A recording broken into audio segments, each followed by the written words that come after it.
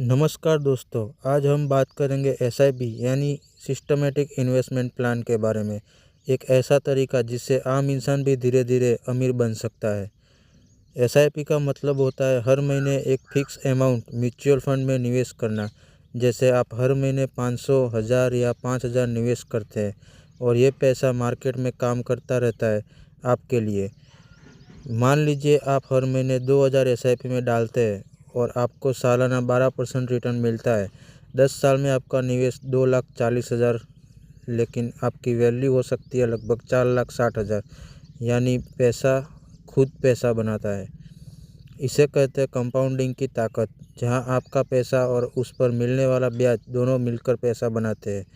जितनी जल्दी शुरू करेंगे उतना ज़्यादा फ़ायदा मिलेगा। एसआईपी के फ़ायदे: छोटा अमाउंट से शुरू कर सकते हैं, मार्केट के उतार चढ़ाव से डर नहीं, डिसिप्लिन बनता है, लॉन्ग टर्म में बड़ा रिटर्न मिलता है। तो आज ही एसआईपी शुरू करें क्योंकि सही समय आज है। अगर वीडियो पसंद आया हो तो लाइक, शेयर और फॉलो करें।